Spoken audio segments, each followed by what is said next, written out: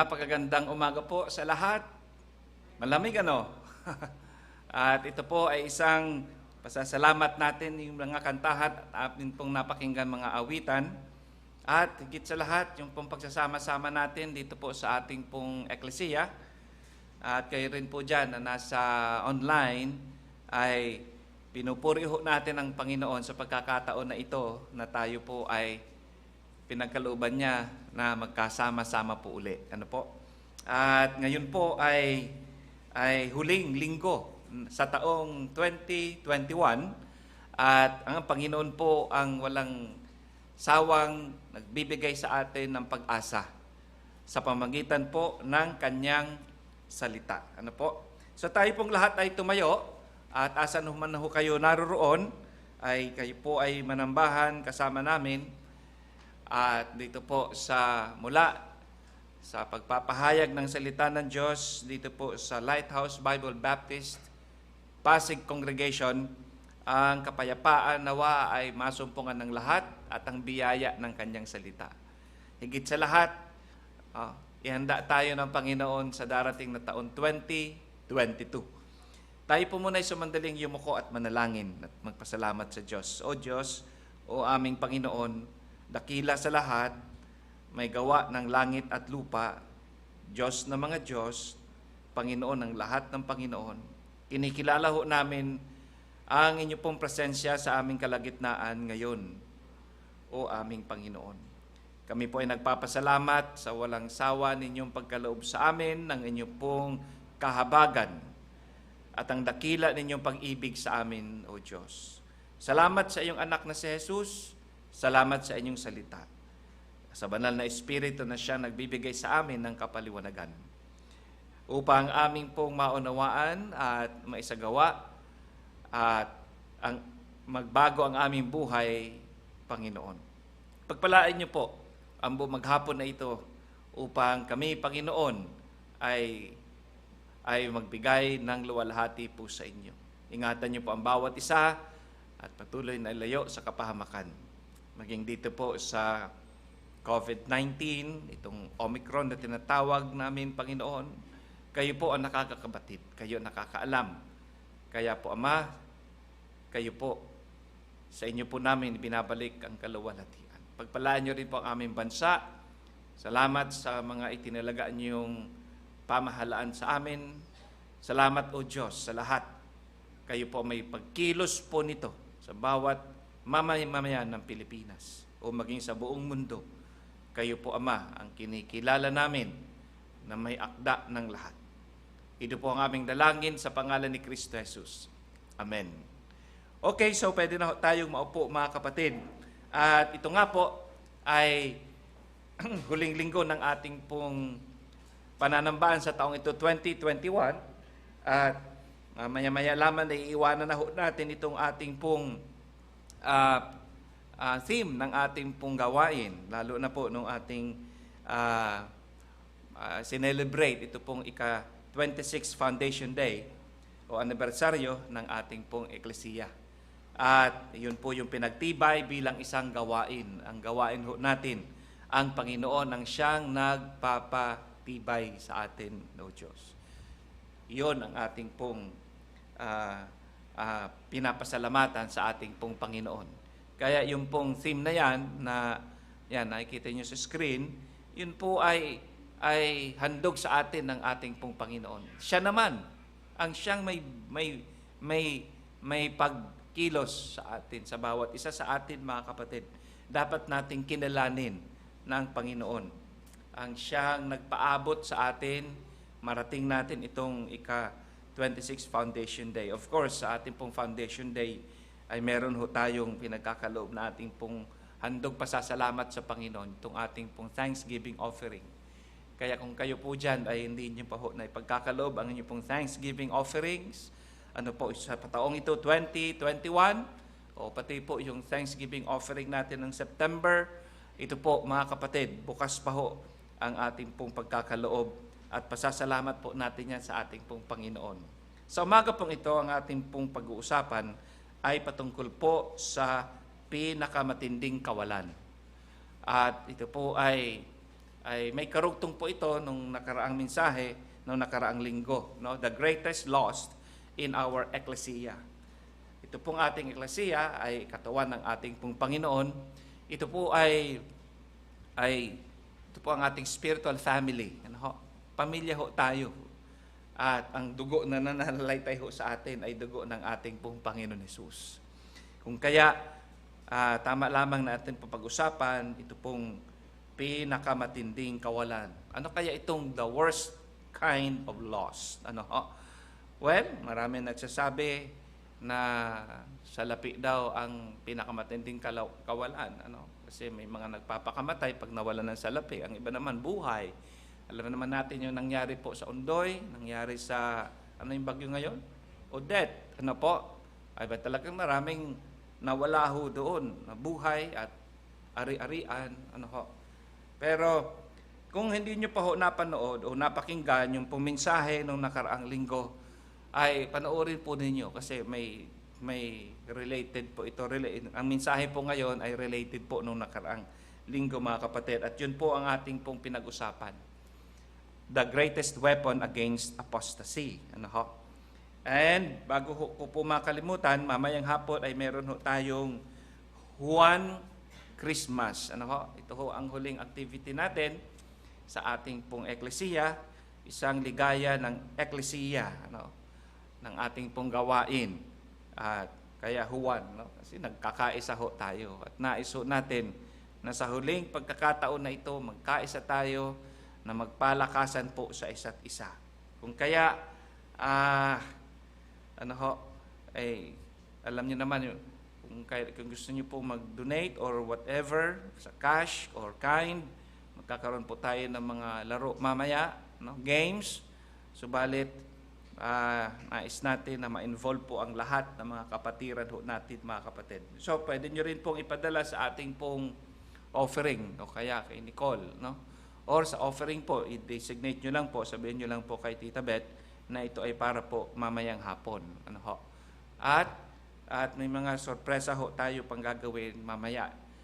Wala ho tayong CLC, ngayon po, yung Children of Light Club natin, pero napakahalaga na ang mga simula, lahat ng mga paglilingkod ho natin sa Panginoon, napakahalaga, mula sa mga bata. Okay? At pag-usapan ho natin, mga kapatid, magkaroon tayo ng planning, ano? Siguro itong pagdating ng itong taong 2021 early. Pag-usapan ho natin isang Tuesday o kaya dalawang Tuesday, yung po magiging plano ho natin. Yung dati ho naman natin itong ginagawa, ano po? At sabi ko nga, yung pong CLC ho natin ay ililipat ho natin sa Sabado. So, mabigyan na rin natin ng daan na magkaroon tayo ng dalawang dati nating ginagawa, yung serbisyo ho natin rito, no? Dalawang services, 3 kasama sa hapon. So, if you have not yet given your Thanksgiving offering, so please do so. That is your commitment and that is our to show our love to our Lord Jesus Christ. Okay? So, ngayon po, the greatest loss in our family or in our ecclesia. Siyempre po, ang family ho natin, ang ecclesia ho natin ay composed of different families. Okay? Now, nais ko pong simulan dito po sa Deuteronomy chapter 30, verse 6. Kasi po, ito pong book of Deuteronomy, kaya po tinawag yan na Deuteronomy, kasi inulit po ulit kasi ni Moses, nung bago ho siya kunin ng Panginoon, bago siya bawian ng buhay, bago niya iwanan yung kanyang ministry, gawain kay Joshua, ay meron siyang huling habilin. Alam niyo po, kapag mga huling habilin, sino man yan, mahal natin yan sa buhay, boss natin yan, o sino man, basta meron pong huling habilin, yan po ay pinapakinggan ho natin ng maigi. Ano po? At ito po ay huling habilin ni Moses. Kaya ang Deuteronomy ay parang inulit ni Moses yung mga batas. So, ngayon po ay wala naman bagong batas na nilagay doon po si Moses sa Book of Deuteronomy, kundi ito po ay kanyang inulit kasi nandun po naman niya sa Book of Exodus. Ano ho? Karamihan po niyan. Subalit, namatay po ang ating pong kinikilalang si Moses nung siya po ay 120 years old. So, nung 120 years old na ho siya, matanda na ho siya, ay nagbigay siya ng huling habilin. Ika nga, parang last will and testament. Ano po? And so, of course, yun po na may patungkol sa banal na kasulatan. At dito po sa second to the last chapter ng Book of Deuteronomy, ang sabi po ni Moses, "And the Lord God will circumcise thy heart and thy heart of thy seed, to love the Lord thy God with all thine heart, with all thy soul, that thou mayest live." Yun po, nabanggit po rito yung, alam niyo sa banal na kasulatan, pag sinabi pong circumcision or circumcise, ang ibig po lamang sabihin ho yan, mga kapatid, ay pagbabago at paglilinis. No? Kaya ang Panginoon po ang nagpapabago, ang naglilinis, circumcise ng ating pong puso, mga kapatid. Lilinisin ng Panginoon, babaguhin ng Panginoon ang ating puso. At hindi lamang po yan, pati po ang ating pong seed, mga anak. Pati po ng ating pong mga anak, upang ibigin daw po natin ang Diyos. So, ang topic po rito ni Moses, sa kanyang huling habilin ay pag-ibig. Ibigin ang Diyos ng buong puso, ng buong katapatan, ng buong kaluluwa, upang tayo daw po ay mamuhay ng matagal. Ano po? So sa verse 16 ng the same chapter, ganon din po ang sinabi, inulit na naman ni Moses, "In that I command thee this day to love the Lord thy God." Pero minsan pag iniisip natin, mga kapatid, parang napakatindi naman. Kinakamand yung pag-ibig, o inuutusan kita. No? Pero ito po ay hindi suggestion, talagang ibinabaon sa isipan ni Moses sa bawat isa sa atin. Kaya nga sabi niya na nga, "I command thee this day to love the Lord thy God." Alam niyo, pag 120 years old na nagsasabi ho niyan, no? Hindi ho na ito nagbibiro. No? 120 years old na si Moses rito at malapit na siya sa kanyang hukay, ika nga. Kaya sabi niya, "To love the Lord thy God." Paano ba ang pag-ibig sa Panginoon? Paano natin ipapadama? Kasi marami nagsasabing, "I love God. God loves you." No? Paano natin nakikita ang pag-ibig? Paano itong pag-ibig na hindi nakikita, hindi nahawakan, paano ito magiging concrete? Abay, dinefine din naman dyan. So, to walk in His ways. To walk in His ways. Lumakad ayon sa daan, sa kalooban ng Panginoon. To walk. Okay? To keep His commandments and His statutes and His judgment. So, lahat upang tuparin natin. Yun po ang definition ng pag-ibig. Paano ibigin ang Diyos? Tuparin ang kanyang utos, tuparin ang kanyang tuntunin, tuparin ang kanyang mga batas. Yan po ang ibig sabihin ng pag-ibig. Kaya kapag sinasabi natin, mahal natin ang ating mga magulang, ang ibig sabihin ho niyan, tinutupad natin ang kalooban ng ating mga magulang. Sinusunod natin kung ano ang alituntunin. Ganon ang pagpapakita ng pag-ibig. Kaya, vice versa, ganon din naman po tayo mga magulang. Bakit natin sinasabi na mahal natin ang ating mga anak? Abay, tinutupad din natin ang tungkulin natin bilang mga magulang sa kanila. Kaya, sa mga bagong kasal, ang dami kong kinasal ngayon, buwan ng December na ito. Darating ang mararanasan mo na sa halip na yung sapatos ay bibilihin mo para sa iyo, sasabihin mo na lamang, hindi na ito para sa akin, para sa anak ko na lamang. Anak ko na lamang, sa kanya na lamang ito. Yung damit, wag na muna ako, sa akin na lang munang mahal sa buhay, sa aking mga anak. Kung ikaw man ay guardian, sa aking mga mahal sa buhay, mga pamangkin, ganon. So, yun po ang ibig sabihin ng pag-ibig sa Diyos. Diyan nakikita ang pag-ibig sa Panginoon. To walk in His way, to keep His commandments, His statutes, His judgment. That thou, ito tingnan niyo po, ito talagang merong basta relasyon ng magulang at anak, Merong pangako ang Panginoon that thou mayest live and multiply. Okay? Hindi lamang mabubuhay, kundi dumami. At pagpalain ng Diyos, to bless. Ang pagpalain ng Diyos in the land whether thou goest to possess it. At pagpalain ng Diyos ang lahat ng pagkilos ng ating pong mga kamay. Kaya kinikilala natin bilang mga miyembro ng ating pong eklesiya na ang lahat ng pagpapala ay nanggaling po sa Panginoon at ang lahat po niyan ay Panginoon po ang may kadahilanan ng lahat ng mga pagpapala ho natin. Pag nakilala ho natin at napagtanto na ang lahat ng mga blessings ho natin ngayon, ngayon marami siguro nakatanggap ng monetary blessing or material blessings, mga kapatid. O kayo ho dyan, na mga kabataan, na nangaroling ho siguro kayo, no? O kaya na kayo nanalo sa palaro, mamaya pong hapon, marami tayong palaro. Nanalo kayo sa anuman, nagkaroon kayo ng hindi nyo inasahang pagpapala. Abay, huwag niyong kalimutan po ang ating pong Panginoon. Nakakatuwa, kapag ang anak natin o ang sino man ho sa atin nakatanggap ng pagpapala, ay nandoon, nagkakaloob din para po sa eklesiya, para po sa Panginoon. Nagpapakita ng pagmamahal sa Kanya pong eklesiya. Kasi ang ating pong Panginoon ay namatay para po sa ating eklesiya. Ganun niya po pinakita ang Kanyang pagmamahal po sa Kanyang eklesiya.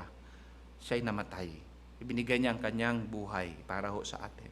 Kaya napakaliit na bagay, mga kapatid. Monetary ho natin, tithes, offering, thanksgiving na binibigay sa Panginoon, napakaliit lang ho niyan. No? Kung ikukumpara natin ang buhay natin ibibigay sa ating pong eklesiya. Okay, hindi lamang po verse 16, mga kapatid, pati po sa verse 20. Kaya nakuha niyo po ang pinapahiwatig rito ni Moses. Sa kanyang katandaan, 120 years old. Ito ang kanyang last will and testament. Ika nga, huling habilin. Inulit niya pa uli sa pangatlong pagkakataon. That thou mayest love the Lord thy God. Ibigin mo ang Panginoon mong Diyos.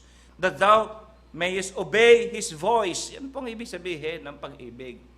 Ang tunay na pag-ibig ay merong pong pagsunod, pagpapakumbaba, obeying His voice, pagsunod sa Kanyang tinig, pagsunod sa Kanyang kalooban, and that thou mayest cleave unto Him. Na tayo daw po ay manatili sa ating pong Diyos, manatili sa Kanya. Kahit po sa oras ng ating pong kagipitan, manatili sa Panginoon. Paggipit na gipit at walang-wala ng masilungan, masuungan, mga kapatid. Huwag kang umalis sa Kanyang eklesiya, sa Kanya yung spiritual family. Huwag mong iwanan ang Panginoon. Mas lalo tayo mapapariwara. But cleave unto Him. Bakit? That thou mayest dwell in the land which the Lord sware unto thy father, to Abraham, to Isaac, to Jacob, and to give them. So nakita ho natin, mga kapatid, upang maranasan natin ang pagpapala ng ating pong Panginoon. Ang iba nauunsyami o kaya nadidepress dahil parang ang tagal kaya ng pagpapala ng Panginoon. Ang tagal kayang dumating, napakatapat ko na sa Panginoon, pero bakit parang hindi pa rin ako pinagpapala? Alam niyo, mga kapatid, diyan ho nakikita ang katapatan natin. Just cleave unto the Lord. Manatili po sa Kanya. So yun pong ibig sabihin ni Moses nang sinabi niyang, love the Lord thy God. Chapter 30 na ho yan. Kung kaya, una ho niya itong inulit. O kaya una niyo itong sinabi doon po sa Deuteronomy chapter 6. So, balik tayo, Deuteronomy chapter 6. Kasi yan po ay 30. Yan, sa Deuteronomy chapter 6, mga kapatid, ito na po ang ating mensahe ngayon. Kasi ang topic natin, ano kaya itong tinatawag na pinakamatinding kawalan? Okay? So ito, Deuteronomy chapter 6, verse 1, isa-isahin natin itong talatang ito. Sabi ni Moses, no, medyo bata-bata pa naman siya rito eh. Now these are the commandments and statutes. Hindi bata, matanda na rin si Moses. Paulit-ulit niya lang na sinasabi. Hanggang siya po ay kunin na ng Panginoon. No? Sabi ni Moses, hindi na ako pwedeng mag-rock and roll. Hindi na ako pwedeng mag-song lead. Hindi na ako pwedeng mag-preach. No? Hindi na ako pwedeng mag-lakad-lakad dyan. Napakahina na ako. At ang Panginoon, hindi na nga ako pinayagan makapunta doon sa lupang pangako. Pinakita na lang sa akin ng Panginoon ang lupang pangako, pero hindi na ako makakaapak doon. Okay? Kaya itong hambilin ko sa inyo. Ito, binili niya. Ito yung last speech ni Moses, mga kapatid. In the book of Deuteronomy. Joshua, ikaw nang bahala. So ito yon. Okay?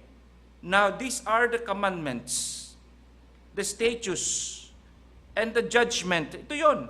Ito ang mga utos, mga tuntunin, mga batas, which the Lord your God commanded to teach you, that you might do them in the land, whether you go to possess it. Nakita niyo po ang prinsipyo dito. Nasabi ni Moses, ito ang inyong dapat ituro, teach, ituro, at sundin, do them, gawin. Alam niyo mga kapatid, anuman ang status mo ngayon, estudyante ka man, alalahanin mo, meron pong alituntunin ang Panginoon na dapat mong gawin bilang isang estudyante, bilang isang negosyante, bilang isang pamilya, bilang isang supervisor, bilang isang boss. Tayo po ay govern bilang mga Lighthouse Bible Baptist Church members, mga kapatid. Tayo ay govern ng salita ng Diyos. Kumikilos tayo sa mundong ito, nakikipag-deal tayo sa mga tao sa mundong ito, isinasagawa natin ang ating responsibilidad sa bahay, sa opisina, sa mundong ito, ayon sa salita ng Diyos. Kaya ang sabi dyan, that ye might do them in the land whether you go to possess it. Ano man, trabaho man yan, hanap buhay man yan, mga kapatid. Nandyan ang salita ng Diyos. Ano po? Ano sabi sa verse 2? Next verse. That thou mightest fear the Lord thy God. Alam nyo, yung love the Lord thy God, positibo. Yung fear the Lord thy God, it's just the other side of the coin. It's the same. Na magkaroon ng takot sa Diyos. Okay? Magkaroon, pag sinabi may takot sa Diyos, hindi po mumo, aswang ang Diyos. Na kinakatakutan dahil sa kanyang makapangyarihan o anuman kanyang lakas. Kundi pag sinabing fear the Lord thy God, it's just the same as to love the Lord. So to keep all His statutes and His commandments, ganun din. So ano palang ibig sabihin ng to fear the Lord thy God? Pag sinabing takot ako sa tatay ko, hindi monster yung tatay natin. Takot ako sa nanay ko, takot ako sa lola ko, hindi ho sila demonyo ang mukha, hindi ho sila aswang. Pag sinabing takot ako sa nanay ko, ibig sabihin takot kang gumawa ng ayaw ng nanay mo. Doon ka takot. Gusto mong sundin ang gusto niya. Dahil mahal mo siya. Ngayon, kaya ka takot dahil ayaw mong i-violate o hindi sundin yung kalooban ng mga magulang mo. Kaya, yan po ibig sabihin ng may takot sa Diyos. Sabi may takot sa Diyos, di ka naman nagpipray. Ako may takot sa Diyos. Tapos di ka nagpipray. Diba, that is just salita lang. Ako'y may takot sa Diyos. Di ka naman nag-aaral ng salita ng Diyos. Ako'y may takot sa Diyos. Dapat natin botohan ang may takot sa Diyos. May takot pala sa Diyos. Manginginom. So, hindi totoo.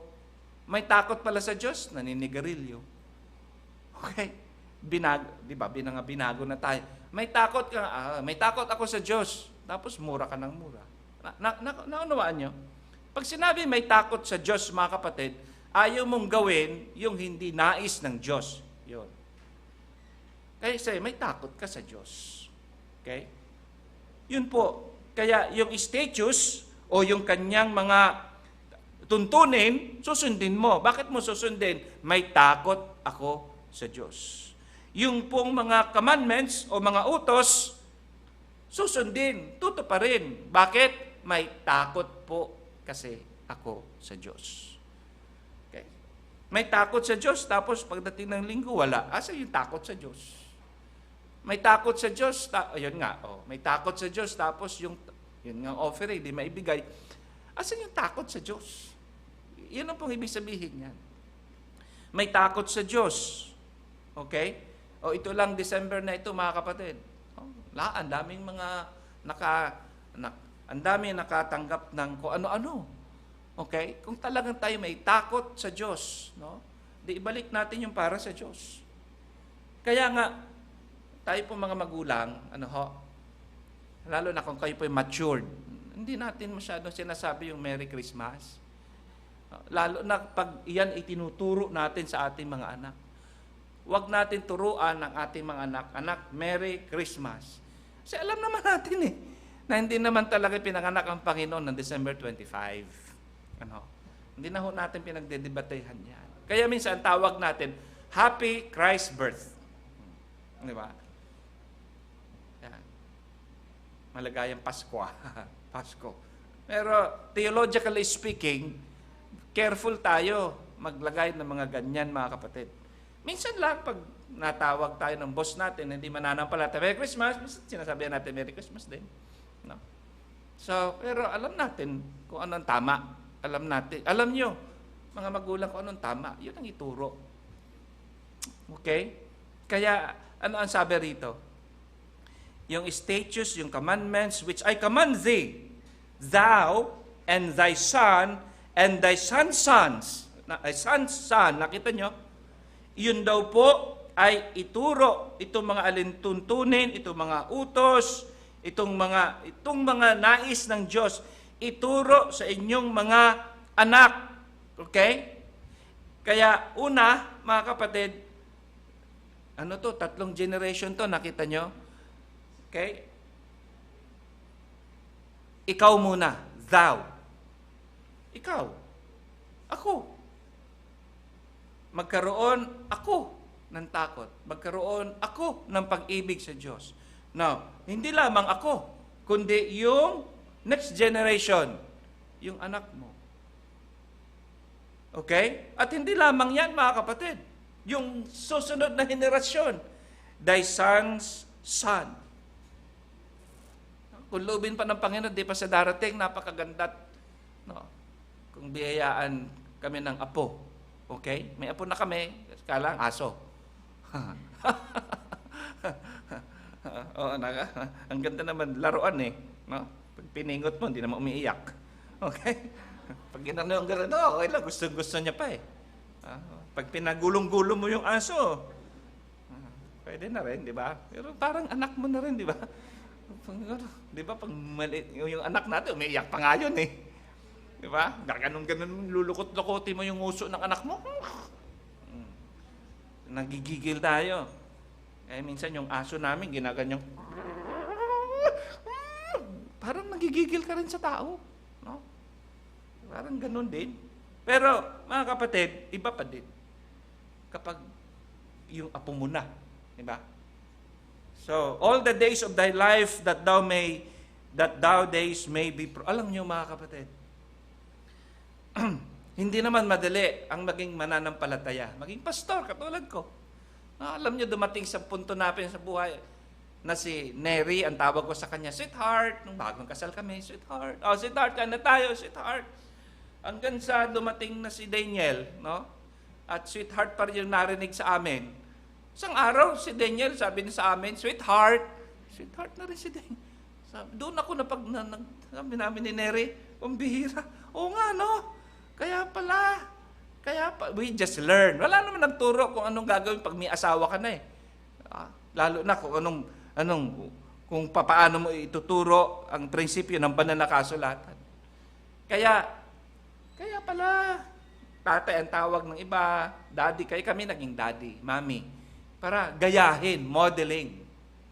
Napaka-bisa at napaka-kapangyarihan ang modeling, mga kapatid.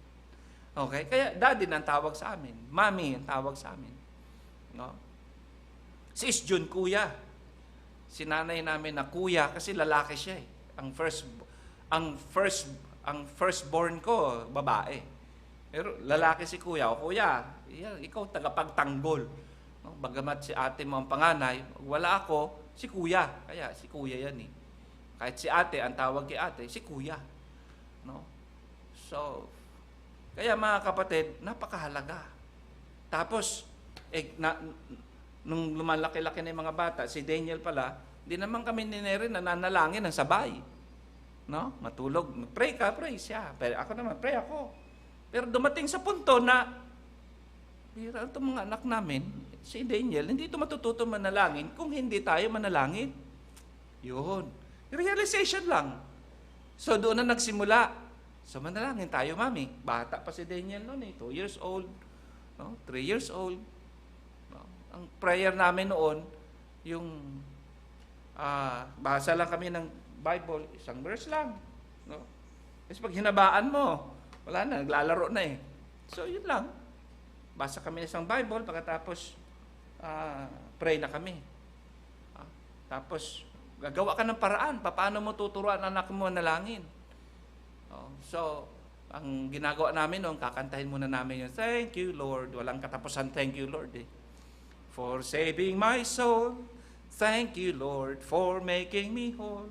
Kaya 3 pa lang kami noon. Diba? Siyempre, maliit pa si Denya, kaya nagaganyan kami. Thank you, Lord. Tuwa-tuwa naman si Denya kasi naglalaro eh. Pero ang gusto namin makita, nananalangin kami gabi-gabi. Tapos babasahin ang salita ng Diyos. Pinanganak na si Isjun. Okay, 3 na rin kami. Si Denya, marunong na rin. No? Si Denya, Inglesera talaga yan. 3 taong gulang yan, Inglesera yan eh. Kasi train namin. Ayun ang maganda pag nagpapalaki ng bata. Anong gusto mong mangyari sa bata mo? Kung gusto mong pasalitain niya ng Espanyol, di panoorin mo ng Dora. Gusto mong pasalitain ng English, di. Wala pa kaming YouTube noon. No? Ang pinaka-YouTube namin, itong salita namin. Kami. Okay? So, kami nag-i-English nere. Minsan mahirap. Pag nagkamali ang bata, dapat paluin mo. Pero dapat pinalo, mapagalitan mo English. No? Yung hirap pagpagalit ang English. No? Kukonstruct mo pala yung English, wala na yung galit mo eh. So, ganon. Huwag na lang natin pagalitan. Hindi na pinapagalitan. Okay? Stop! Yun lang naman eh. Madali lang, stop! Come here! Parang aso na. Pero doon kami nagsimula. No? Hanggang pero gabi-gabi yun. Paggabi, thank you, Lord, for saving my soul. Tapos basa si Neri, basa naman si ako. Tapos pray na kami. Tapos minsan, pag matagal na talaga, lalaro na eh. Kaya pag binabasa ko, halimbawa, John 3:16, for God, may action na kami. Kasi natutuwa din siya, may action siya eh. For God so loved the world. Ganon. So, nakukuha namin ng attention. Gagawa ka talaga ng paraan. Papaano ang modeling. So, doon kami nagsimula sa panalangin. Hanggang nandiyan na rin si Isjun, nandiyan na si Nicole.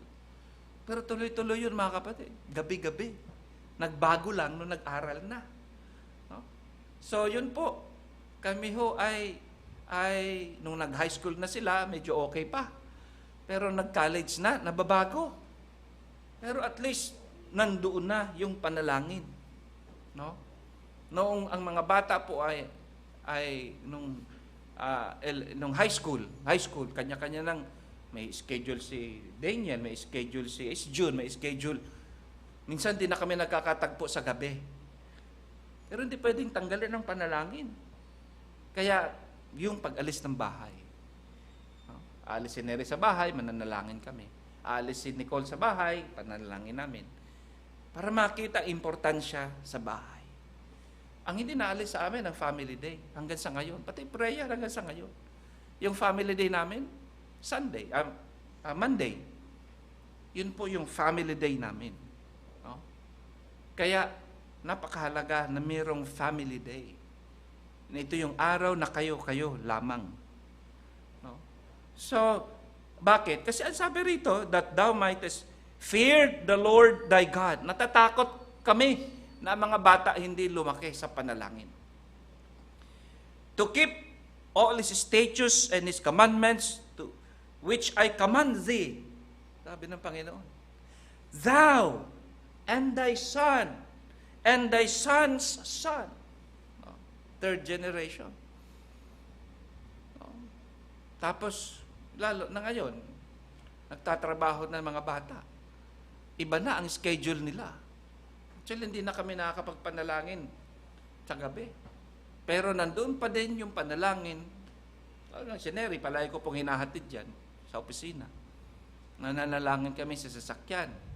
Mami, pray ka. Minsan ako nagpe-pray. Kadilat nga lang. Kasi hindi pwede mag-drive na nagpe-pray na gano'n. Totoo yan. Hanggang sa ngayon, ang panalangin ay napakahalaga at makikita mo sa aming bahay.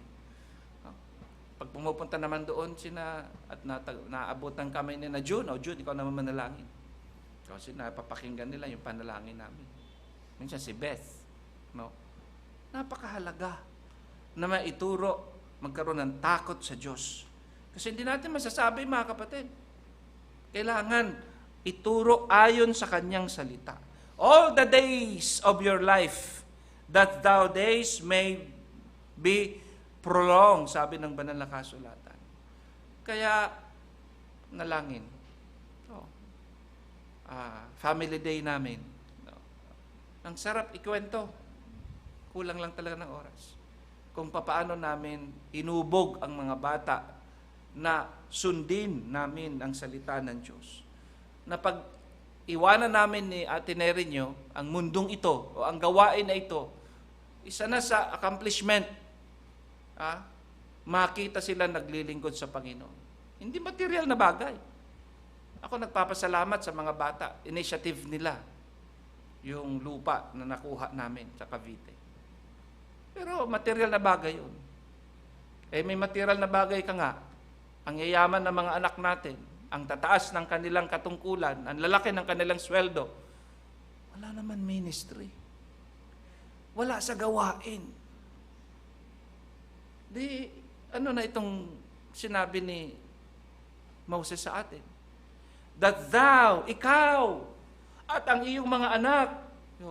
Kaya, first generation kami. Lahat ng mga nauna sa atin rito, ng mga unang nabautisman, tayo po mga first generation. Sinong next generation? Yan, mga anak natin. Sila ang next generation. At kung loobin pa ng Panginoon, yung mga anak ng anak natin, yung mga apo, maglingkod sa Panginoon. Okay? Napakahalaga, mga kapatid. Paano magagawa yun? Fear of the Lord. May takot sa Diyos. Kaya nga, may takot ka sa Panginoon, no? Kaya, bakit ako nagpipreach ngayon? May takot ako sa Diyos. Ito ang aking tungkulin. Yan ba? Yung takot na pag-ibig ang ibig sabihin.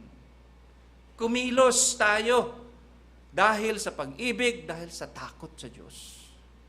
Nakakatakot, mga kapatid, kung ikaw lang naging tapat. 12 anak mo, ikaw lang naging tapat. Ano mangyari na sa 12 mong anak? Di ba? Hindi ka ba natatakot niyan? Ako natatakot ako niyan eh. Sa bahay po ninyo, kayo ang first generation na mga mananampalataya. Kayo po yun eh.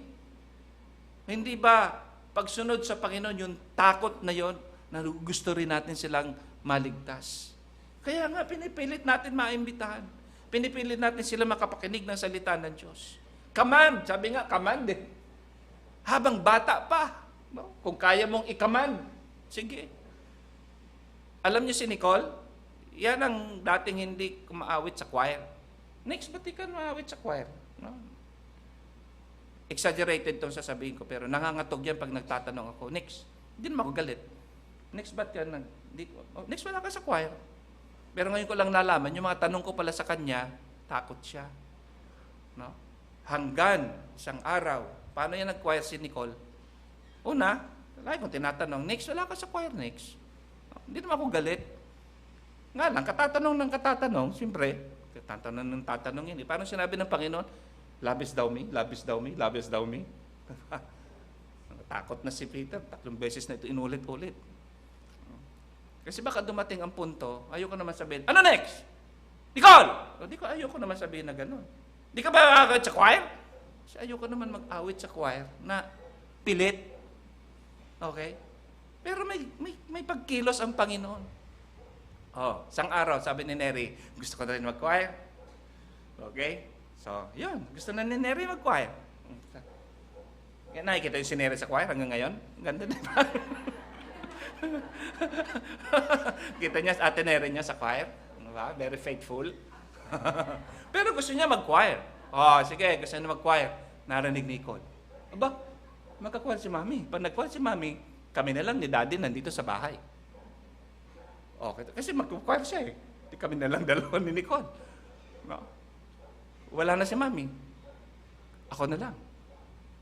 Natakot si Nicole. Una, palutuin ko siya ng palutuin. Palabahin ko siya ng palabahin. No, baka papalansahin ko pa siya eh. Pahugasin ng pinggan. So, sabi ni Nicole, Mami, mag-choir na rin ako. Di sumama kay Mami niya sa choir. Si Mami mo, nung sinabing magka-choir ako, hindi naman tumuntong sa choir eh. Si Nicole umawit. Yun na, since nag-aawit na siya sa choir, hindi na makaalis sa choir. Okay. Kaya next, pag umawit ka sa choir, dahil takot sa akin, sayang. Ginawa mo lang kundi takot sa akin. Pag umawit ka sa choir dahil, ang ibig sabihin, umawit tayo sa choir dahil mahal natin ang Diyos. Magkaloob ka dahil mahal natin ang Diyos. Amen? Magbigay tayo ng ating effort, skill sa Panginoon dahil mahal natin ang Diyos. Gawin natin yun. Pero walang tigil ang panalangin namin at Neri niyo na maglingkod sila sa Panginoon. Si ate, ayun gamit sa programming. Panalangin ko talaga yun eh. Prayer namin talaga na magkaroon ng mag-program. Kasi ang problema natin dito noon, sino ang hawak ng program, sino ang floor director, sino ang ganyan. No. Tapos, isipin niyo mga kapatid, pag ikaw ay magulang at susunod ka, may takot ka sa Diyos, na gusto mo ang anak mo, maglingkod din sa Panginoon. Isipin niyo na lang, 26 years old na po akong pastor po dito, 26 years na akong pastor dito, tapos isipin niyo po, ang mga anak ko hindi naglilingkod sa Panginoon. Di ba nakakatakot? Magbubumerang sa akin yan. Yan ang kinakatakot ko. Kaya nandun yung panalangin. No? Kaya, si Daniel, anong gusto niyong kunin ng kurso? Alam niyo mga kapatid, napakahalaga ang banding ninyong mga anak. Kayong mga pamilya, nanay mo, napakahalaga. Gagawa ka ng paraan paano mo maging kaibigan ang anak mo. Natuto kaming magpakumbaba.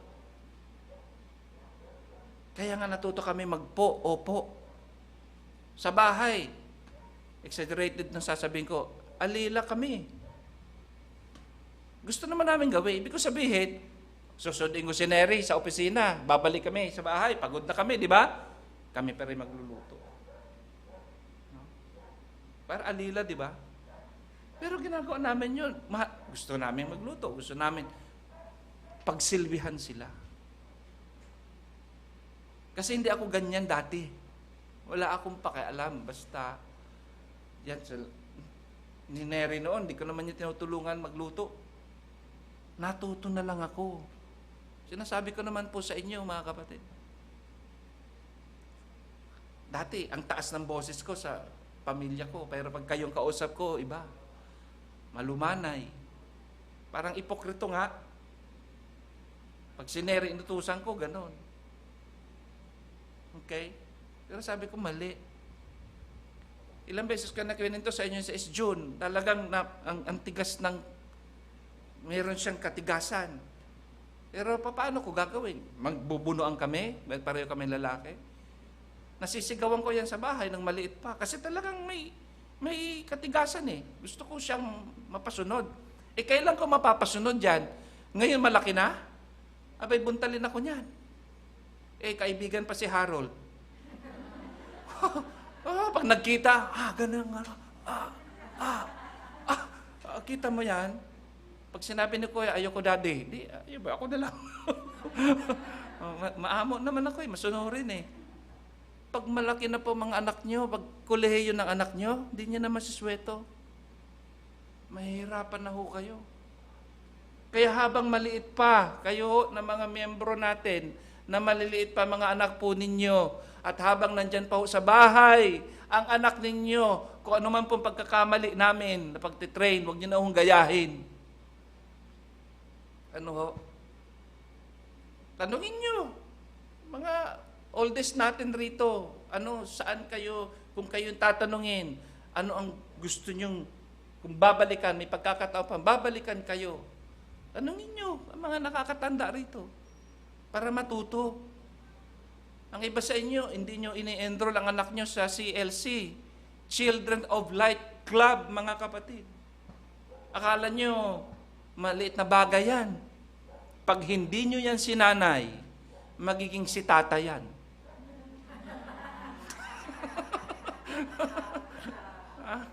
Okay? Totoo, mahirapan ka niyan. Sanayin nyo na. Ano sasabihin? Sabi ko, di ba sabi ko sa inyo? Pastor naman, 1-year-old pa lang anak ko. Pastor pa mo, sabi ko, araw-araw po lumalaki ang anak nyo. Pastor, 2 years old pa lang po, bata pa yan eh. Araw-araw po lumalaki ang anak nyo. Pastor, 3 years old pa lang yan. Pag hindi nyo tinuruan ng anak nyo na magbigay, 3 years old, 2 years old, mahirapan na ho kayo. Pag hindi nyo tinuruan at ipinakita sa anak nyo ang pag-ibig nyo sa Panginoon, mahirapan na kayo. Ngayon pa lamang habang nadyan sa poder ninyo, nasa bubong ninyo, pakita nyo, parang kay Moses, bigyan nyo na ng, ito lang naman ang kasiyahan natin, makita ang anak natin. May bahay kang malaki, pag may asawa ng mga anak mo, iwanan mo na yun eh. Yung binilhan namin ng lupa, ang laki ng bahay. 4 kwarto, 5 kwarto ata yun. Laki. Ngayon, matatanda na ho sila. Sila na lang 2 sa bahay. Problema sila naglinis. Wala naman silang masyadong katulong. Kaya nag-isip ako, paggawa ka ng pagkalaki-laking bahay, anong gagawin? Benta mo. Tapos paglaki, kami naman maglinis. Sabi ko, maliit lang na bahay, tayo. Diba? Iwanan mo lang naman yan eh.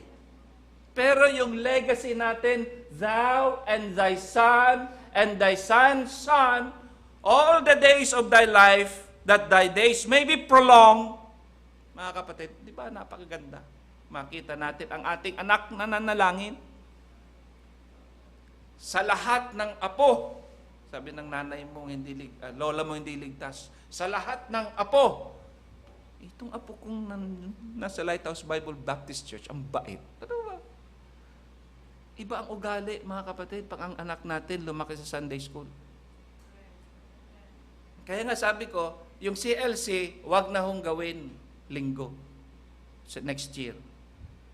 Sabado. Pag-attend ng linggo, turuan na natin sila makinig ng salita. Katulad dyan, may batang yan. Paupuin dyan.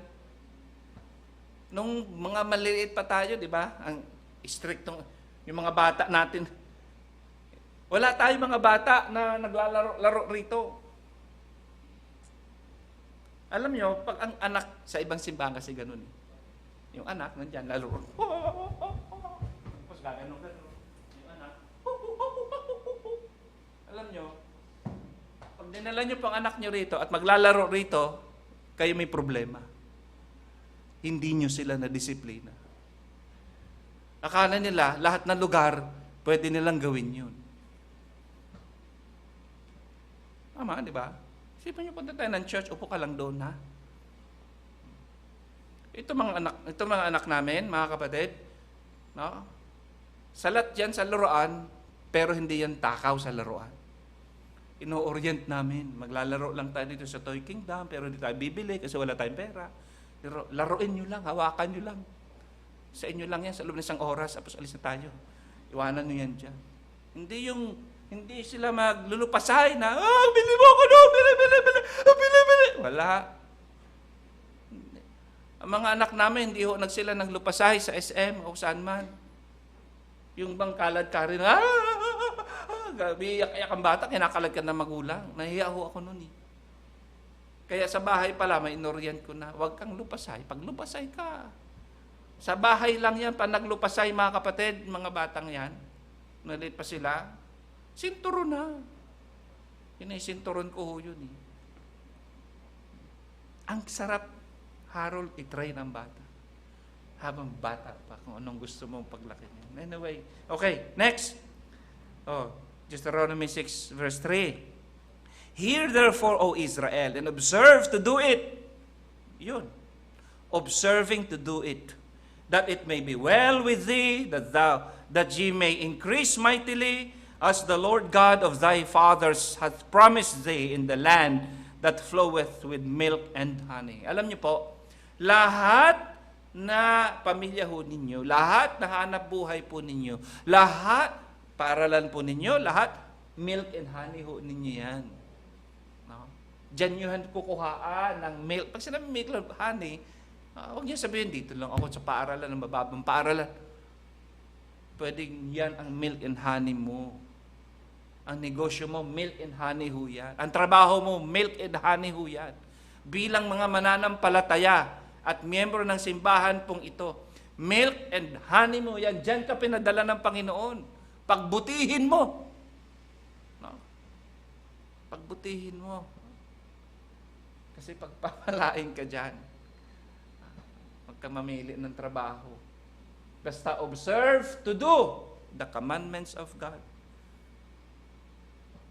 Okay? The statutes of the Lord. Sundin lang yan, mga kapatid. Dahil ang opisina mo, milk and honey mo yan. Yan pong talents ninyo. Yan pong mga sidelines ninyo. Ano? Ang ibang mga members natin, may main line, may sideline. Sideline to the left, sideline to the right. Sideline to the back. No? Yan, si Sheila, sideline. Makikita mo yan, nandun sa ilalim ng sasakyan ng LTO. Hindi daw. Okay. Mga sideline. Okay, verse 4. O hear, O Israel, the Lord our God is one Lord. Okay? Yan. Ang ating Diyos ay isang Panginoon. Isa lang po ang ating Panginoon. Ang Panginoon po ninyo, first generation Christian, ang Panginoon po ng second generation Christian natin, ang Panginoon po ng next generation, isa lang. Yun po ang Panginoon ni Abraham, Isaac, and Jacob. Isa. So here, makinig. Sabi rito, makinig. Ang ating Diyos ay isa lang. Isa lang ang sinasamba nating Diyos, mga kapatid. Kaya, kung ako sa inyo, kayo po mga bagong kasal, mga anak na maliliit, i-train nyo na. Pero sino iti-train? I-train nyo muna sarili ninyo. Hindi mo matuturoan ang anak mo magkaloob sa Panginoon pag hindi ka matuto magkaloob sa Panginoon. Hindi mo matuturoan ang anak mo manalangin kung hindi ka nakikita ang manalangin. Hindi mo aasahan ang anak mo maglingkod sa Diyos, no? At makikita naglilingkod sa Panginoon kung hindi ho tayong mga magulang makitaan ng paglilingkod sa Panginoon. Okay? Ano sabi sa verse 5? And thou shalt love the Lord thy God. Ito na, si Moses, paulit-ulit naman si Moses ganun talaga Sa pagturo. With all thine heart, with all thy soul, and with all thy might. Ganun. Ang sinabi talaga, ituro ito ng buong puso, ng buong kaluluwa, ng buong lakas. Anong ituturo? ang pag-ibig sa Diyos. Kasi, doon sa talata sa New Testament, nung tinanong ang Panginoon Jesus, what is the greatest commandment?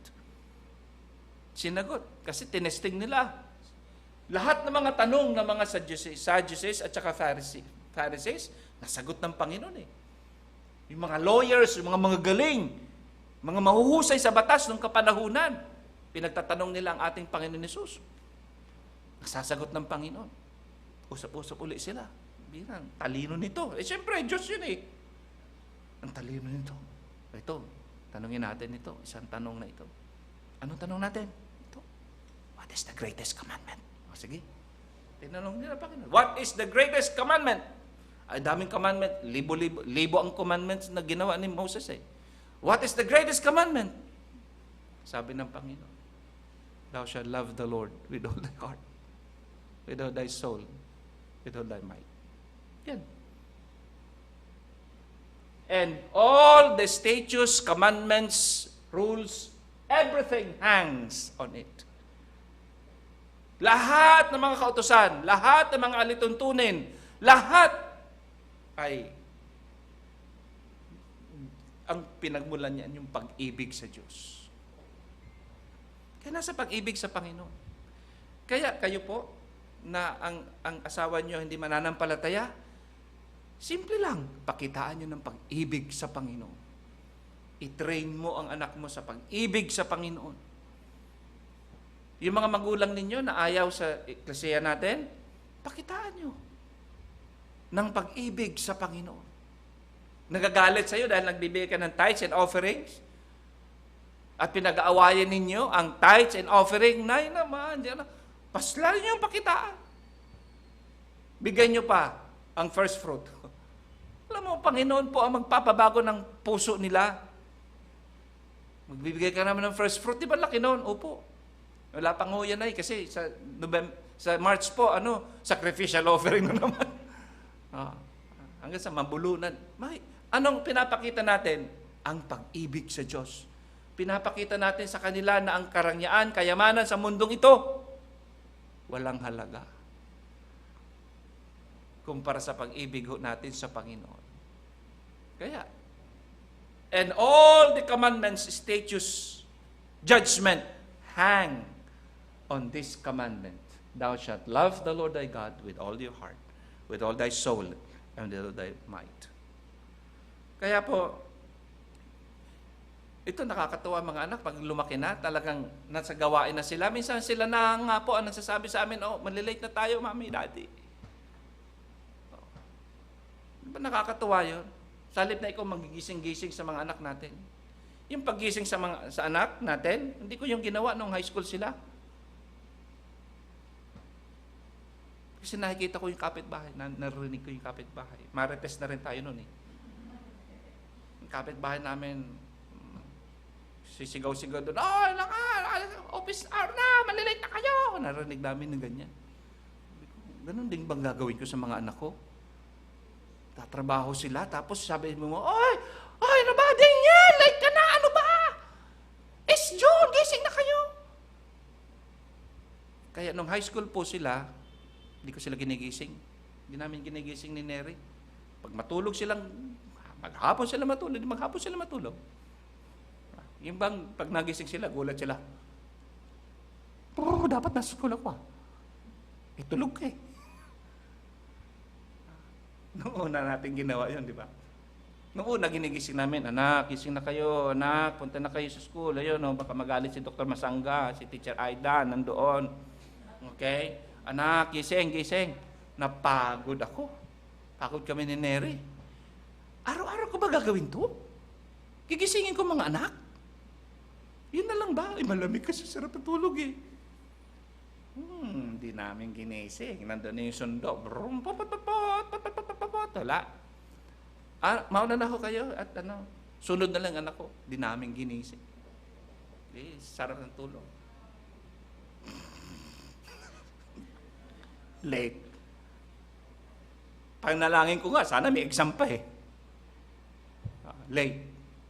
Nung nagising, parang yung nagre-ring sa akin, nag-LLS sa akin yung tugdong tugdong tugdong tugdong tugdong tugdong tugdong tugdong tugdong tugdong tugdong tugdong tugdong tugdong tugdong sa loob ko. Okay to, ayos to ha. Di natuto, di ako nagigising. Pagod na kagising dyan, saan huwag mo gisingin. Kasi inaisip ko, yung kapitbahay namin, yung mga anak nila nagtatrabaho, anak, may sigaw doon sa, nahihiya akong maninigawan doon sa, may sigaw doon sa, ayan. Gising. Asan ako? Umamadali, pumunta ng church. Tapos, mayroon pa sasabihin nawala eh. Ay, project? Wow, ang bihira. Daddy, pwede bang? Iwan ko yung sa... Hindi ko yung binibigay. Pupunta ako sa opisina. Ay, sa school. Lalala ko project. Pasensya na ko yung teacher, naiwanan. Dahil sa kapalpakan niya. Disiplina yun eh. Ikaw ang may project niyan eh. Minsan noon, ginawa ko rin. Pero, dapat ko bang gawin? Anak mo naiwanan yung project niya yun eh. O di bagsak ka. Kaya sabi ko sa kanila, okay lang sa akin. Umulit ka na lang ng grade mo. Pero hindi naman kami galit. Training lang. Sabi ko, ang sarap mag-train ng mga bata. Titrain mo sila maging disiplinado. Titrain mo sila. Kaya mga anak ko, hindi naman sa pagmamalaki, purihin ang Diyos, mapagbigay naman sa amin. Pinagbibilang kami ng cellphone ng nakaraan. O, di ba? Siyempre, pag tinanong ko may cellphone kami, nag-offering ba ito, Bet? No, nag-offering naman. Di ba ang ganda noon? Yung napagpaskuhan ninyo, mga kapatid, yung tithes niya, bigay niyo sa Panginoon. Di ba? Tama lang naman.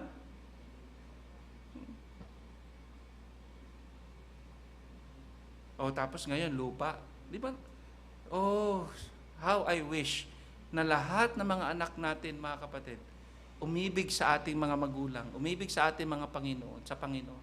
At minsan sasabihin din po sa inyo, mga magulang na miyembro natin, Nay, Tay, ibibili ho namin din kayo ng lupa. Di ba? Nakakatuwa. Kahit sa paso.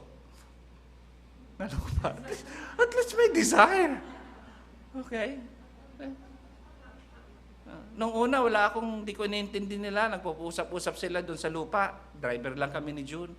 Sila nag-scout dyan, antipolo, hanap sila dyan. Kasama naman ako, syempre, to give support. Pero nung una, wala akong sila nag-uusap. Pero nakita ko, desidido sila. Nang-uusap, nagkikipag-chat, nakakausap, kinausap yung mga broker, ganyan. Desidido. Hindi ba yan dahil sa katuturan ng training, nakitang pag-ibig? Kanina nga, sabi ni Daniel, Daddy, gusto mo, Daddy, ako nalang mag-song lead, pero live tayo. Muntik na ka ba sa... Oo, sige. Tayo na lang. Okay, saan tayo? Choir ka, mami, ikaw mag-isa, choir. Si June na dyan. Well, tapusin natin to. Verse 6, And these words which I command thee this day shall be in thine heart. Ano yon? Na itong utos na ito ay ilagay mo sa iyong puso. Ano yung ilalagay sa kanyang puso? Itong utos. Ano yung utos? Yung words. Words. Okay? Ano sabi sa verse 7? And thou shalt teach them diligently unto thy children, and thou shalt talk of them when thou sittest in thine house, when thou walkest by the way, and when thou liest down, and when thou risest up. Ang sarap nitong ituro sa mga anak natin. Siyempre magsisimula sa atin eh. No, buong sikap mong ituro, ulit-ulitin mong ituro sa katulad ni Moses. Ulit-ulit. Ang kulit naman ni Mami. Alam nyo, pag sinabi ho yan ng anak nyo, yung anak nyo marunong na. Ang kulit naman ni Mami. Kasi ang anak natin na tinuturuan natin high school, elementary, hindi yan sasabihin sa iyo, kulit mo. Maliban lang kung tinuruan mo yan magsalitang kulit. Ay, kung nagsalita ng kulit sa akin, nasampal ko yan. Oo, mga kapatid. Ay, hindi naman eh. Hindi ko nasampal ang anak ko. Pero kung nagmura yan, Ate Winnie, di ba? Bihira. Ba't di ko sampalin yan? Isang sampal lang yan, tanggal ang mura niyan eh. Pag bata pa, may. Pero pag malaki na yan, ilang taon na ito? Si Jasmine. Ha? Ilang taon ka na, Jasmine? 13? 14? Anong grade yan? Litong-lito na ako sa education natin eh. Ano yan? Grade? Ano yan? High school? High school. Yan. Kaya pa yan. Si Daniel noon, tinatakot ko lang. Takot ko lang naman, Harold, hindi naman talaga ako galit. Nagagalit-galitan lang. Panakot ko lang. Si Daniel, sabi niya, gusto ko doon kay Tita Beth. Tutulog ako kay Tita Beth. Gusto mo kay Tita Beth? Mami, impake lahat mga damit. Linabas ko. Damit mo yan? Sige. Doon ka kay Tita Beth. Doon, nandito kami sa Kasi gusto nila Tita Beth pag doon kasi sa kanila, para silang artista doon Ayan, natuto. Dati, pumupunta kami palagi sa nanay namin. Doon, sa nanay. Marikina. Minsan, isang araw, ayaw umuwi. Hindi mo mamapagalitan doon sa nanay niya kasi magmimistula kang, uwi na tayo, uwi na tayo. Di ayaw sila, wala magawa, uwi na kami. Pero hindi ako okay lang, medyo kalbante lang. Nung nakasakay na sila sa jeep, mga bata, yun sasabi kong, ang sarap i-train, Leia. Nakasakay na kami sa jeep, yung owner namin, iiyak ko, sa nanay, ininto ko yung jeep. Labas! Sabi ko sa bata. Pero hindi po ako galit, Takot ko lang. Baba! Hindi naman bumaba. Kaya wala natuto na. Ganun lang yun. Kura-kura lang yun Pag kami po namalo, hindi naman kami namamalong galit.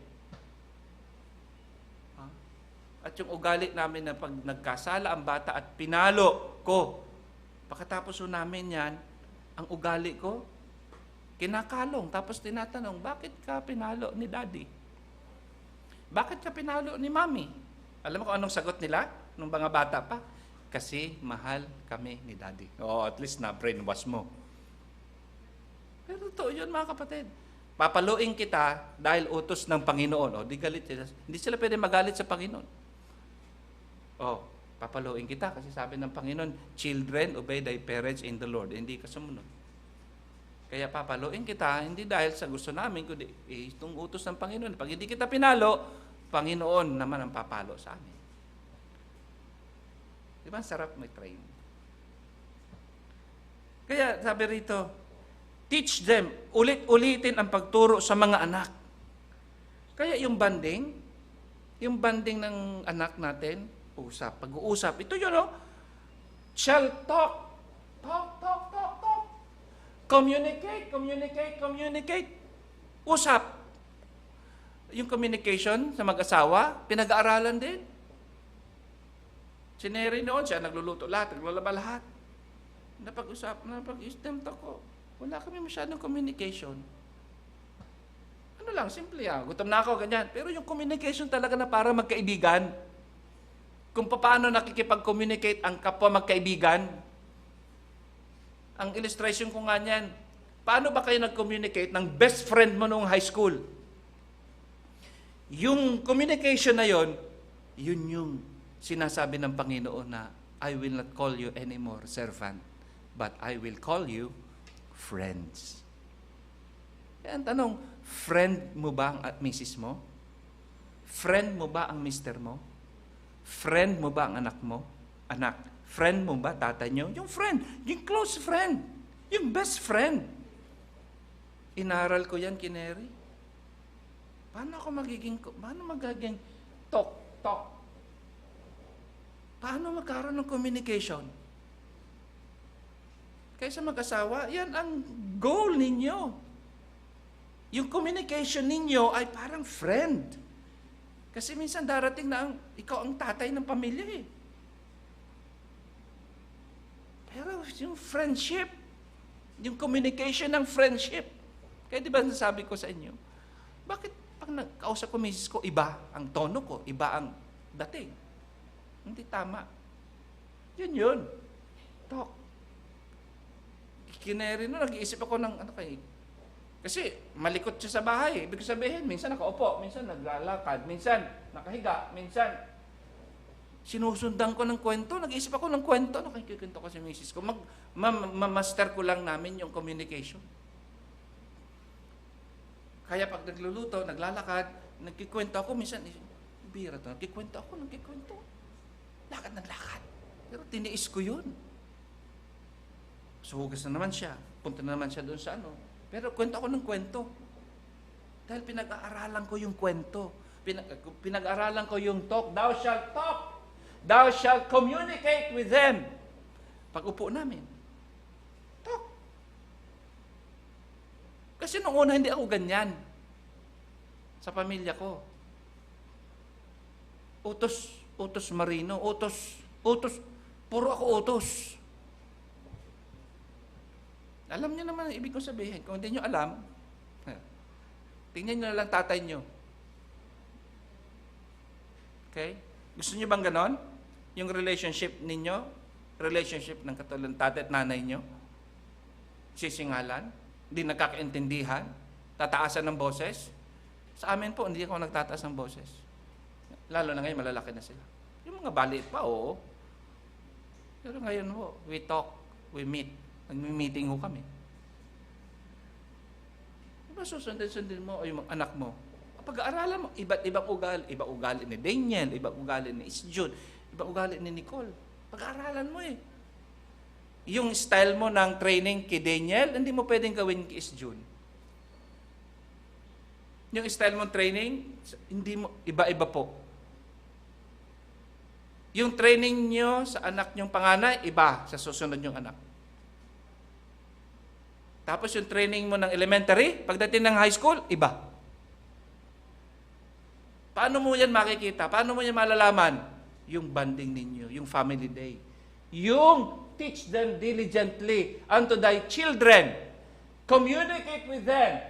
Pag sila'y nakaupo, pag sila'y naglalakad, pag sila'y nakahiga, pag sila'y pati pagbangon. Ibig sabihin sa lahat na bagay. Nasa swimming pool man kayo, nasa mega mall man kayo, nasa paaralan man kayo. Kaya, pag mayroong activities ang anak ko sa church namin, dapat nandun kami sa church, sa paaralan. Yung suporta. Hindi ko hinahayaan. Kung hindi man ako pwede, sineri. At pag hindi kami pwede, i-explain ko sa kanya, ayun, si Tita Beth. Ang palaging kasama. Napakahalaga ang communication. Maraming nagkakahiwalay, mga anak na suwail sa magulang.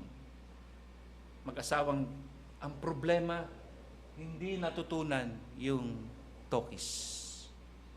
Communicate. Kaya kami pa nag-usap sa bahay, mga anak namin, friends. Nakikita ko, mga anak ko, hindi katulad ng mga kapatid ko. Nung panahon namin, singhalan iiyok ang aaway.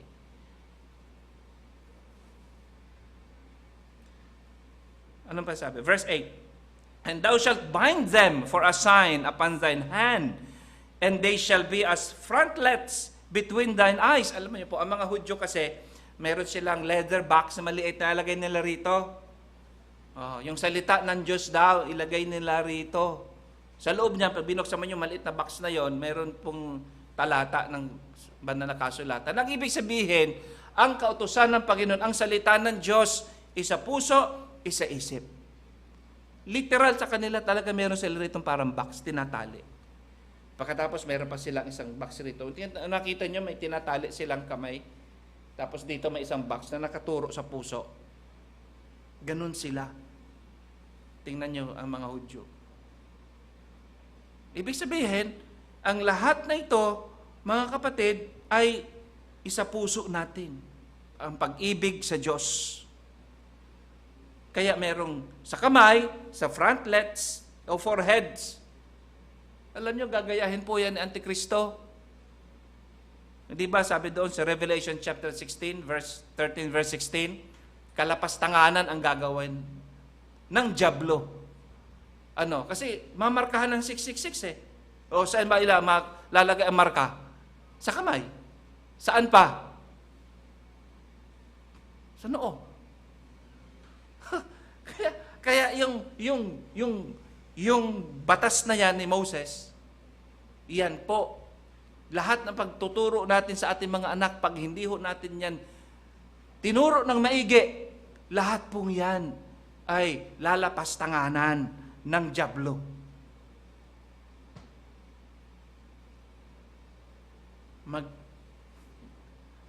Magkatandaan nyo po, pag hindi ho natin ito naagapan, ang dyablo ang makikinabang sa ating pong next generation. And he causes all, both small and great, rich and poor, free and bond, to receive the mark, the right hand on the foreheads. Kaya di ba palagi siya kaya ba yung mga taong, may kapitbahay kami doon, sabi nila namin lupa sa Cavite, hindi naniwala sa vaccine, ayaw magpabaksin. Ayaw niya pabaksin eh. Ang iba ayaw magpabaksin dahil 6666 daw. Pero kung iisipin nyo maigi mga kapatid, para nga naman talagang pinupush na ang mundong ito. At maging okay lang at walang yung magpalagay ng bakuna ko ano man. Anyway, pinakita ko lang kung paano lalapastanganan. Blasphemy. This is a blasphemy of the command of God. Nasabi sa verse 9, and thou shalt write them upon the post of thy house and thy gates. Yan, sa mga Israelite, sa kanilang bahay, yung salita ng Diyos. Nakasulat din doon sa mga poste. Okay?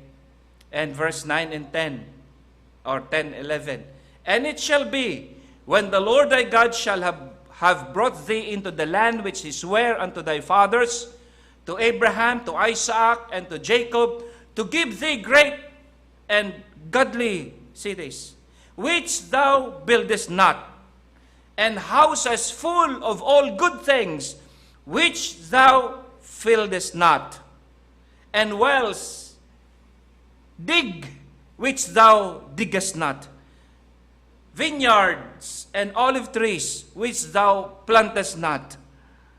At mamumuhay kayo, sabi diyan. Doon sa lunsod, doon sa lugar, kaya lahat po niyan ay pagpapala sa Panginoon. Ang blessing na natanggap po natin. Kaya sabi ni description nga, titira kayo doon sa mga gandang lunsod na hindi nyo tinayo. Hindi sila nagtayo eh, kasi nandoon na yun eh. Kakain kayo, yung mga bahay ninyo ay magkakaroon ng lahat na anong kagamitan na hindi kayo ang naglagay. Eh, sino ba naglagay yan? Ang Panginoon. Alam nyo ba nakahanda na ng Panginoon ang pagpapala para sa inyo? Para sa atin. Kailangan lang tayong sumunod at maging tapat. Sabi dyan, and wells, hindi ka na maghuhukay ng balon. May tubig na doon. Hindi ka na, lahat ng mga, hindi ka na magtatanim. May mga tanim na doon. Kita mo yung pagpapalang yan? Kaya yan po ay inihanda na ng Panginoon pagpapalang ito. And when thou have eaten and full, kakain ka niyan. At ikaw ay mabubusog. Lahat ng mga pagpapala, mararanasan po natin in due time. Amen? In due time. Pagpapalain tayo ng Panginoon ng pagpapalang ayon sa kanyang kalooban. Pero verse 12, ito malungkot. Then, baka pag bundat ka na, at wala ka ng problema sa pambayad sa kuryente, wala ka ng problema sa pambayad sa tuition fee, wala ka ng problema sa trabaho mo, settled ka na, dami ng sideline, okay ka na, kapakain mo ng mga anak mo, nakapagbigay ka pa sa mga magulang mo, no? Meron pang extra ang mga kapitbahay mo. Then beware, lest thou forget the Lord, which brought thee forth out of the land of Egypt, from the house of bondage. Maging maingat pa din tayo, mga kapatid. Baka sa mga pagpapalang ito ng Panginoon sa atin, nung kailan ka na pinagpala, kung kailan ka na may bahay, kung kailan ka na magandang trabaho, kung kailan na mga anak mo ay mga engineer na, maganda na ang kanilang eskwelahan, at wala ka ng problema. Mag-ingat. Baka makalimutan ang Panginoon na siyang pinanggalingan ng lahat na pagpapala. Siya ang nagligtas sa atin. Sa kasalanan, siya ang nagligtas sa atin sa Ehipto.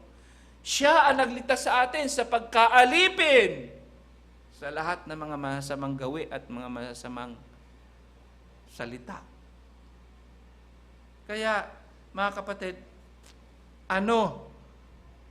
what is the greatest loss in our family? The worst kind of loss in our ecclesia, sa ating pamilya. After 26 years, ano ang greatest loss in our family? Alam niyo kung ano? When our next generation forget the Lord. That's the greatest loss. Kaya nga dapat ituro sa ating mga anak. Huwag natin pabayaan. If our next generation, ako first generation ako eh. Tayo mga adults, first generation tayo. Yung next generation natin, yung mga anak natin, pag sila na ang hindi maglingkod sa Panginoon, yan ang loss natin. Yan ang the greatest loss. Kaya ano sabi sa 2 Timothy? Kaya sabi ko, panoorin niyo po yung mensahe ko last Sunday. The greatest loss in our family. After you establish yourself, after the Lord blessed you.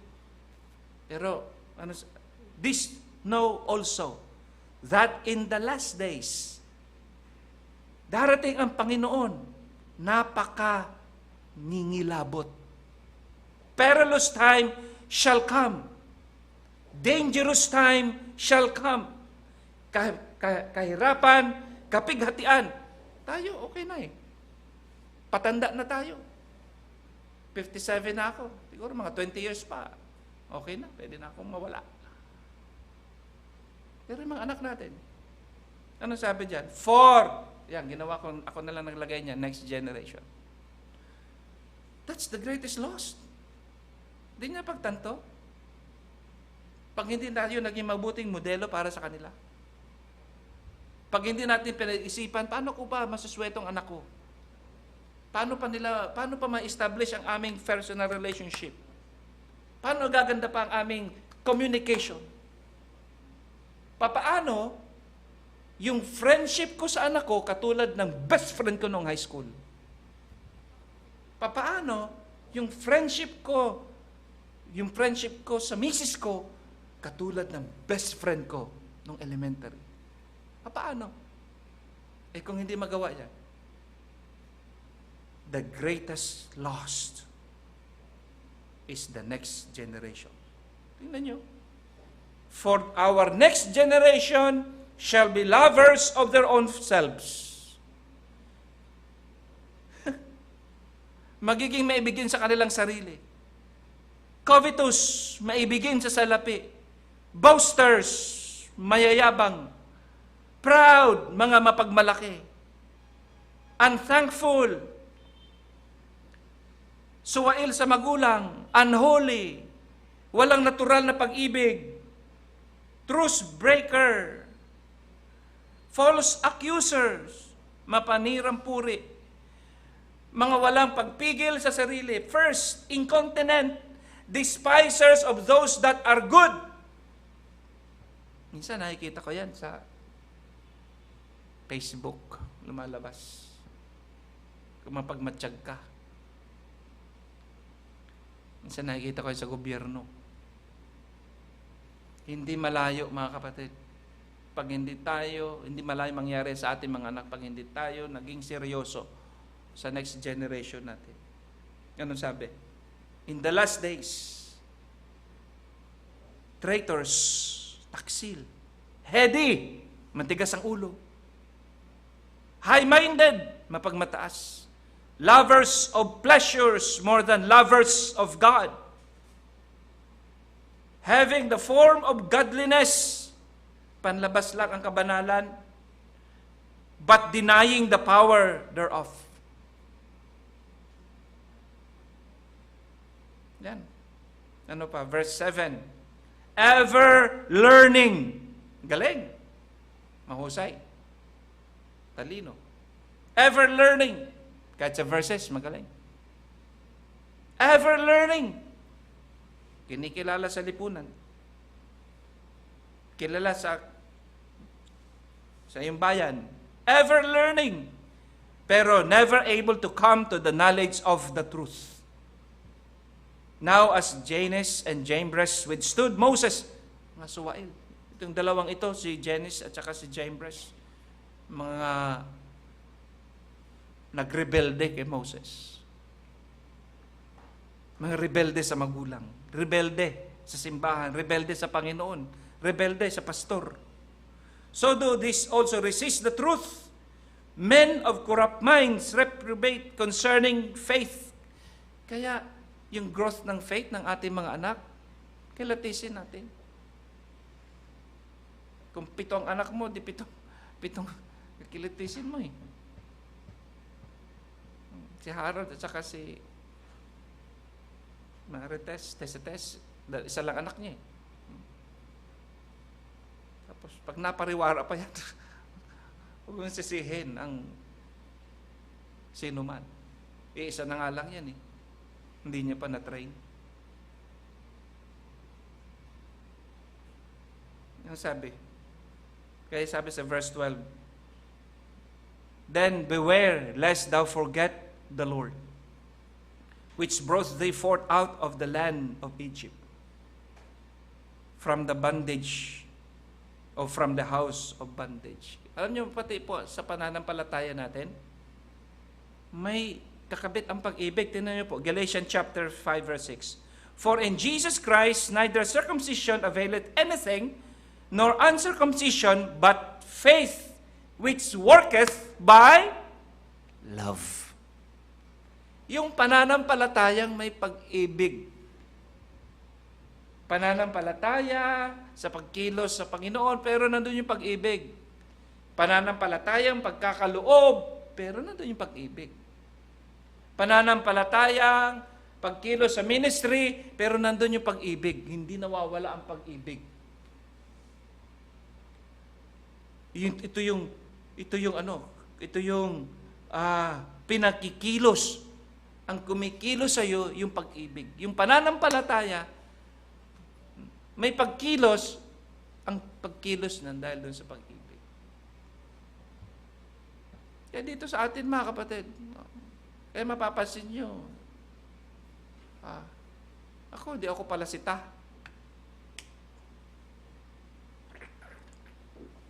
Kahit sa bahay. Yung mga malilit pa sila, mga bata, hindi ako pala sita. Kung gusto mong gampanan tungkulin mo rito sa church, umayos ka sa choir. Umayos ka sa technical. Gawin mo ang responsibility mo, huwag mong gawin yan para sa akin. Tagal ko na sinasabi yan. Huwag na huwag nung gawin yan. Dahil sa akin, dahil sa tao, o dahil sa kanino man. Gawin nyo yan by faith, which worketh by love. Yan ang sabi. Pakita nyo yung verse na ito. Galatians chapter 5 verse 6. Pananampalatayang pinakilos pag-ibig. Kaya kahit po sa ating pong yung Thanksgiving offering natin, hindi ko naman kayo sisitahin, hindi ko kayo sisingilin. Pero gawin nyo ang dapat gawin. Pananampalatayang pinakikilos ng pag-ibig. Ipagkaloob natin ang ating Thanksgiving offering dahil sa pananampalatayang pinagkilos ng pag-ibig. Work, pinagagana. Kaya nakakatuwa. Natuwa ako eh. Nakatanggap ka ng pera, limbawa, dahil sa palaro, no?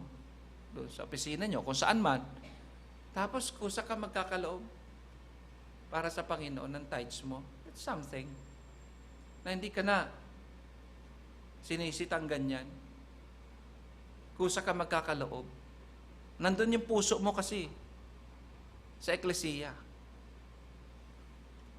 Kaya, the greatest loss in our family, pag nawala yung pag-ibig natin sa Diyos. Ano sabi? Sa 1 Corinthians chapter 13, verse 1 and 2. Though I speak with the tongues of men and of angels, kahit ikaw pa, marami kang alam na wika at marunong kang mag-speaking in tongues, iba't ibang wika, at mahusay ka ng magsalita ng iba't ibang wika. Pero wala ka namang pag-ibig, I am become a sounding brass or a thinking cymbal. And though I have the gift of prophecy, meron kang gift of prophecy, meron kang gift of singing, meron kang gift, kung anumang gift niyan, sa music, talents, pag-drawing, pagkanta, gift sa pag-organize, gift sa opisina, may gift ka. Ang galing mo, mahusay ka. The best, number 1. Employee of the year. And understand all mysteries and all knowledge. Ang galing. Ikaw na. Sana all. Amen? Pero, though I have all faith, sana all nga. Though I have all faith, so that I could remove mountains. Galing. Pero, have not charity, I am nothing. That's the greatest loss in our family. The worst kind of loss. The worst kind of loss. Di ba sabi sa Ephesians, sa Revelation, thou hast lost thy first love. Thou hast lost thy first love. That is the worst kind of loss. If the next generation will not love the body of Christ, the ecclesia, mga kapatid, malaki po ang ating pong kinalaman ho dyan. Mamayang hapon po, meron tayong One Ecclesia Christmas. Isang ligaya ng Ecclesia. Mamaya pong hapon niya, alas 3, meron tayong singing. Okay? So, yun pong activity natin mamayang hapon. No? At kung nais nyo pa pong magbigay ng contribution po ninyo, okay, so, sabihin nyo lang. At, i-announce din po ito mamaya, pero ulitin nyo na lang. No? Hindi man masama ulit-ulitin. Ito, yung ating pong camp, no? Meron po tayong, hindi nababasa, no? Anyway, yan. All Lighthouse Family Online Camp happens on Wednesday and Thursday night. So, meron po tayo niyan. At of course, sa Sunday, next Sunday mga kapatid, next Sunday, January 2, sa tatalon po tayo ng alas 3 ng hapon. Live. On-site. Tatalon. On-site. 3 o'clock, linggo ng hapon. Doon po tayo, nakalagay dyan. No? Coming together of our Lighthouse works on Sunday. Sabi ni Pastor, we expect, medyo mahirap, sabi ni Pastor. Tedious. Mahirap, pero magsama-sama tayo. Okay? Yung may motor, may pumunta doon. Yung may sasakyan, pumunta doon. May sasakyan ka man din, hindi mo man yan ginagamit sa Panginoon. Paggamit nyo sa Panginoon. Okay? Eh, syempre, pag pupunta tayo doon sa Panginoon, sa Tatulog, ay mag-HDF po tayo. Katulad dito. So, yan. Yan, nakikita ba? Oh, yan. Anyway, so mga kapatid, yan ang mensahe ng Panginoon sa atin. The greatest lost in our ecclesia. Amen? The greatest lost. Ito ang pinakamatinding kawalan.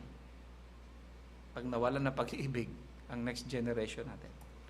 So, tayo po yung tayo mayo at kaloob ng ating pong tithes and offerings sa ating pong pagbibigayan. Yan po ang ating mga telephone number. Telephone number. Bank account, ano ba yan?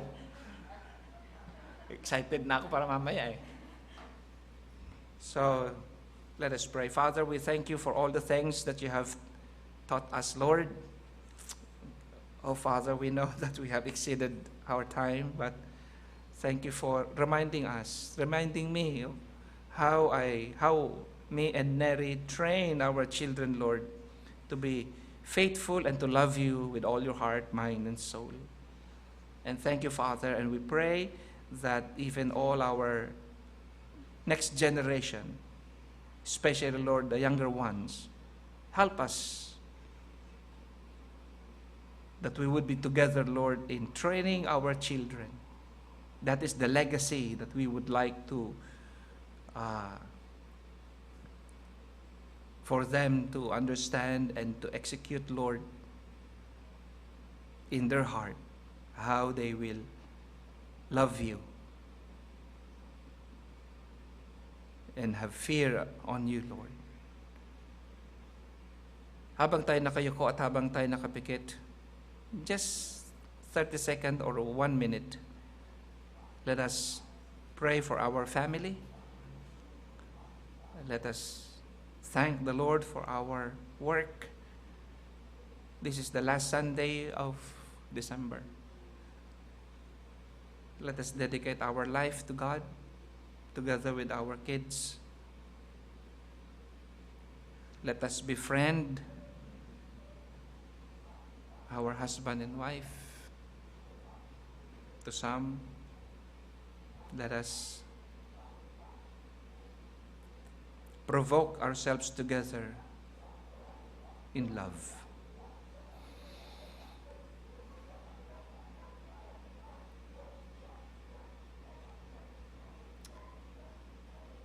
Tanggapin niyo po, Panginoon, itong aming po mga panalangin.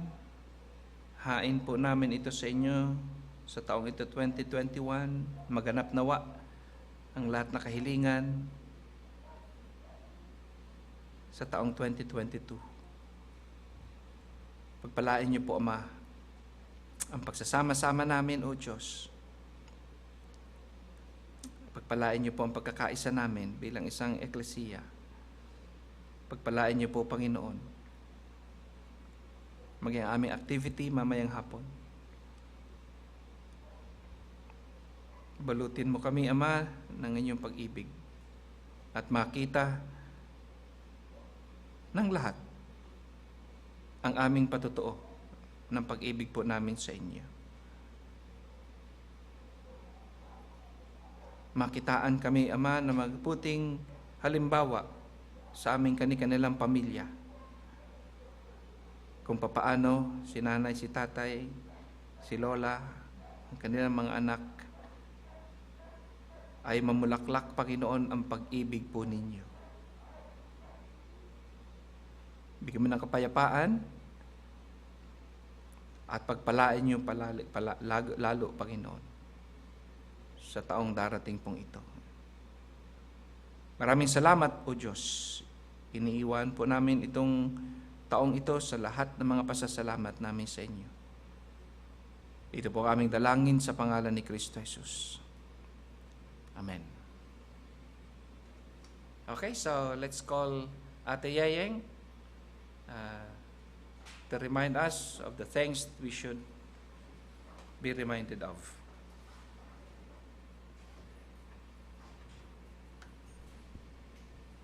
Happy Sunday to everyone. A couple of announcements. Please do not leave as the service is not yet over. Ayan. Ayan, inaanyayahan po namin ang lahat na sumama po sa ating darating na One Christmas Later